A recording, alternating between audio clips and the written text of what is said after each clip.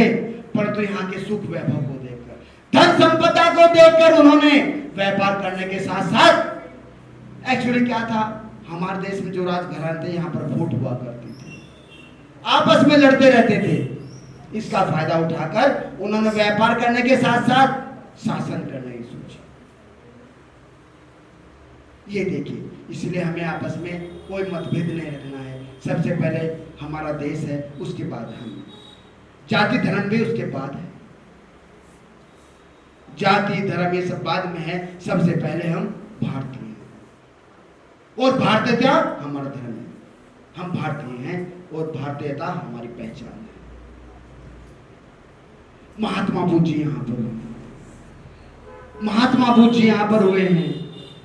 मैं एक बात बताना चाहता हूं, मैंने एक बार टीवी पर देखा, सीधे सीधे हमारे माननीय प्रधानमंत्री जी विदेशों में गए, अमेरिका में गए, तो वहां पर कहा मैं महात्मा बुद्ध जी की भूमि से आया हूं, महात्मा बुद्ध जी की भूमि से, गौतम बुद्ध जी की भूमि से आया हूं।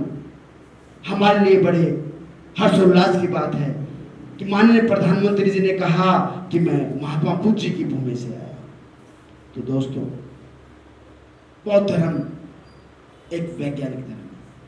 हमें सभी धर्मों का बराबर का सम्मान करना चाहिए। सभी धर्म हमारे इक्वल हैं। सभी धर्म, सभी प्यारे बच्चों, मैं आपको कहना चाह रहा हूँ, सभी धर्मों का हमें सम्मान करना चाहिए।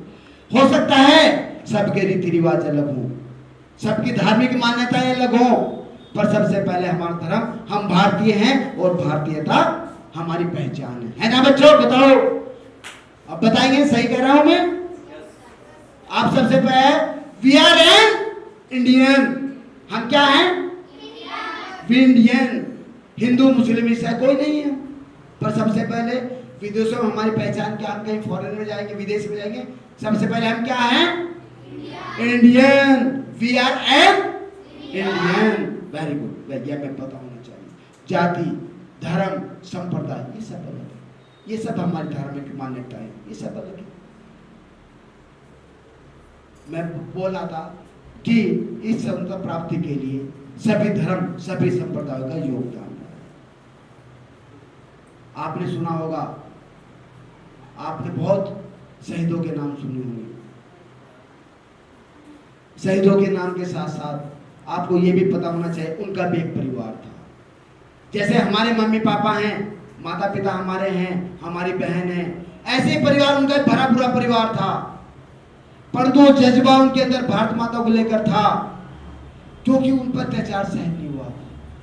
अब मैंने सुना, हमारे बड़े बुजुर्गों ने बताया था, जब मैं गांव में प्रधान था तो हमारे बड़े थे चौकीदार, तो बताया करते थे कि प्रधान जी अब तो आप खुलेआम मुकाबला करते हैं, पुलिस वाला ऐसे वगैरह आता है, पर एक टाइम वो भी आता था जब यहाँ पर 1947 से पहले यहाँ पर पुलिस वाला कोई आए तो सब लोग हम घरों में छुप जाया करते थे।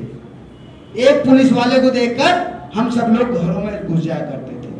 चौकीदार के पास बहुत पावर होती थी।